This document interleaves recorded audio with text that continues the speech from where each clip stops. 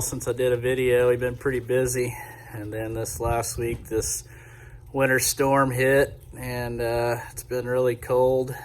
We're not used to this kind of cold here. We've had it before, but it's been several years, so we kind of weren't really prepared for it. But right now I'm dealing with the skid steer. The diesel fuel's gelled in it, and I didn't think to get any anti-gel before it got this cold, because usually we don't have to worry about it. Every store within like 70 miles is sold out, so I didn't find any at any of the local stores. Everybody had bought it because everybody's truck and diesel was gelling up. So I ended up finding some at Come and Go about 60 miles away from me.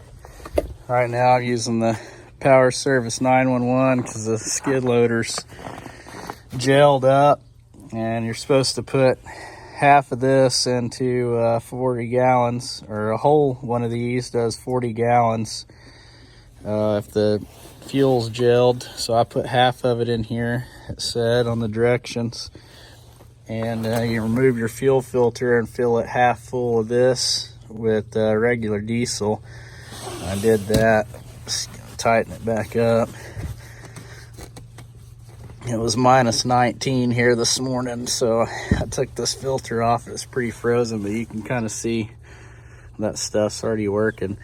I got to pull this primer bulb off. I got this line set up just going in the tank because it normally hooks up right here to suck out of the tank, but it's frozen up and I can't get it to draw. So I got this set up temporarily.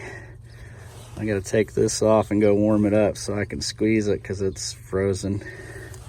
So I'm going to do that and see if we can get this thing to start. So I got it started. I was able to get this defrosted enough to put it back down to here to sit in the tank.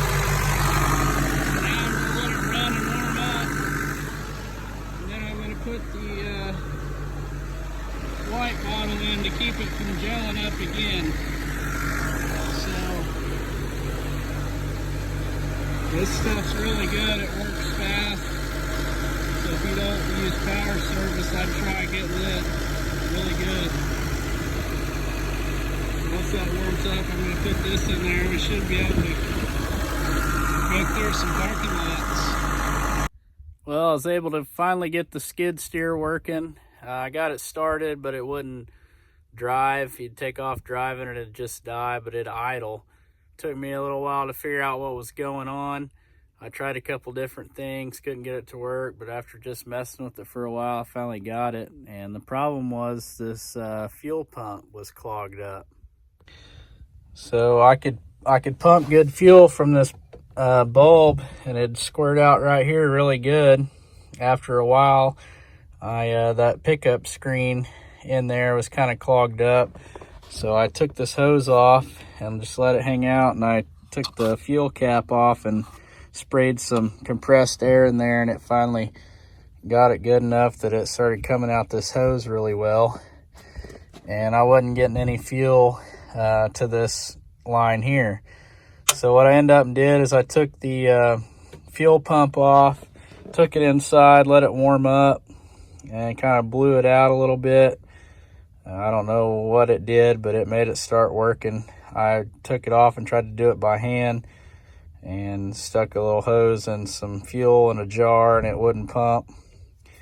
But I let it warm up for a little bit, brought it back out here, bolted it back on, just two 10mm nuts there, left this hose off, cranked it, primed it up with the bulb, and then it just started shooting out fuel really good.